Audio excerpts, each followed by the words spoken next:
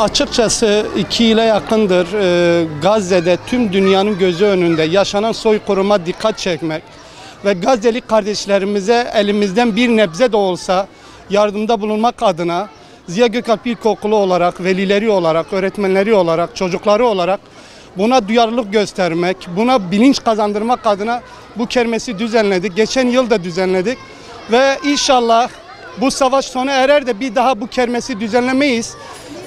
Kermesin asıl amacı dikkatleri çekmek, Gazze'deki soykırıma dikkatleri çekmek. Biz karınca misali elimizden geleni yapacağız, çalışmaları yapacağız, çabaları sarf edeceğiz ve yardım derneklerimize bu parayı vereceğiz ve inanıyoruz ki bu yardımlarımız velilerimizin özveriyle hazırladığı bu yardımları yerine ulaşacağına inanıyoruz. Gönlümüz o konuda da mutmain. Bu arada kermesi düzenleyen tüm velilerimize, destek olan velilerimize, bil fiili olarak bu çalışmada yer alan velilerimize, öğretmenlerimize, öğrencilerimize ve dışarıdan destek veren saygıdeğer Batmanlı hemşehrilerimize çok teşekkür ediyoruz. Allah razı olsun. Allah emeklerini boşa çıkarmasın.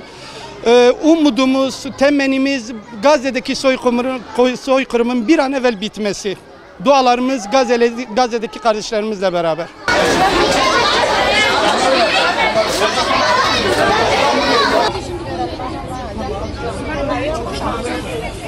Sen de bundan Çek kız elini. Yakalandın kameraları. Evet hocam. Durun daha insanlara gelmedi. Yok şimdi çıkar. Yeter. Eminsin.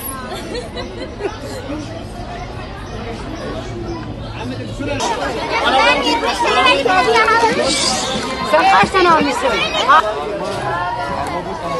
TL mi verdin?